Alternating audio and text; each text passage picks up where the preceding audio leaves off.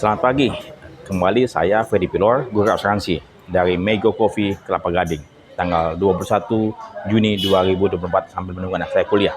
Ya, saya bikin konten pagi hari ini. Saya ingin bahas mengenai leasing dan polis asuransi atau multi finance dan polis asuransi. Waspadalah. Ya, bila mana Anda membeli mobil ataupun membeli apapun, ya dari leasing atau multi finance, hati-hati, waspadalah. Ada beberapa hal yang saya ingin coba Anda pahami, ya, dan ini mesti menjadi perhatian para pemihak pembuat kebijakan. Pertama, asuransi mobil Anda bayar 3 tahun, ya, Anda 3 tahun atau 5 tahun misalnya kreditnya, ya, Anda bayar selama masa kredit tersebut 3 tahun atau 5 tahun, ya, Anda bayar. Dan kemudian bila mana mobil Anda kehilangan di tahun pertama, maka Anda tetap bayar premi yang 4 tahun ini. Ya, Anda tetap bayar. Walaupun mobil Anda hilang di tahun pertama, ya tahun kedua, Anda tetap bayar premi 5 tahun ini. Ya, jadi saya pikir sangat tidak fair buat tertanggung ataupun nasabah ataupun masyarakat yang membeli mobil, ya, dan mobilnya kehilangan di tahun pertama, tahun kedua, tahun ketiga, ya, tapi mereka mesti bayar premi selama 5 tahun penuh. Semestinya mereka cukup membayar premi. Kalau tahun pertama, ya sudah, tahun pertama 4 tahun ini mesti kembalikan preminya, karena belum on race, belum berjalan. Ini Anda mesti perhatikan pembuat kebijakan, bahwasannya semestinya leasing tidak mendapatkan premi yang belum berjalan, belum on race. Ya, itu satu ya. Jadi saya harapkan Anda hati-hati, jangan sampai motor Anda, mobil Anda mengalami total loss, baik itu pencurian maupun kecelakaan secara total. Jangan sampai. Kenapa? Karena leasing mendapatkan keuntungan dari polis asuransi yang belum berjalan, ya, yang belum on race. Itu pertama. Yang kedua, ya, bila mana mobil Anda mengalami pencurian ataupun mengalami kecelakaan total loss, ya, maka perusahaan asuransi akan membayarkan klaim mobil Anda, klaim motor Anda kepada leasing company itu multi finance secara penuh, seharga mobil tersebut pada saat terjadinya kecelakaan ataupun terjadi pencurian. Ya, misalnya katakanlah dipatok tahun pertama 100%, tahun kedua 85%. Berarti tahun kedua perusahaan asuransi akan membayar 85% dari nilai mobil Anda. Nah, lucunya semestinya uang tersebut bisa dibelikan mobil pengganti atau mobil yang lain.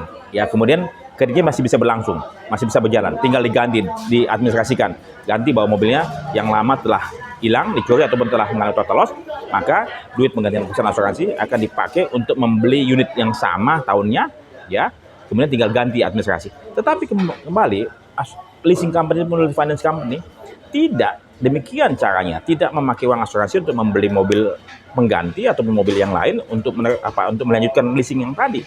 Ya, periode kredit yang belum habis, katakanlah tadi misalnya tahun pertama terjadi total loss, ya, mereka makan tuh premi 4 tahun yang belum berjalan.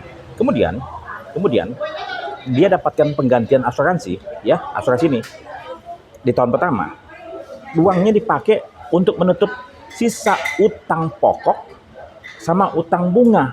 Jadi utang bunganya ini pun dia hitung selama 5 tahun, ya, sehingga penggantian asuransi, ya, akan membayar semua dulu untuk utang pokok dan utang bunga selama 5 tahun, padahal masa kreditnya belum berjalan, ya. Sisanya kalau masih ada sisa dari pembayaran asuransi, barulah diberikan kepada tertanggung asli ataupun yang membeli mobil lewat leasing. Jadi saya bilang tidak fair. Saya percaya tertanggung asli ataupun yang pembeli mobil, ya, yang memakai jasa leasing ataupun memilih finance, ya, tahun pertama, tahun kedua, dia tidak akan mendapatkan uangnya utuh lagi.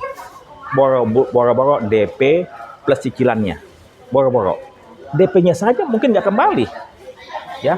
Jadi, semestinya yang secara fair, ya, leasing ataupun multi finance memakai uang penggantian asuransi untuk membeli unit yang sejenis tahunnya dan kondisinya.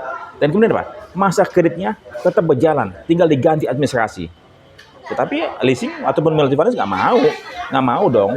Ya, penggantian asuransi digunakan untuk menutup tadi yang sisa 4 tahun utang pokok, utang bunga selama 5 tahun untuk dibayarkan terlebih dahulu. Dia jadi apa? Untung 2 kali.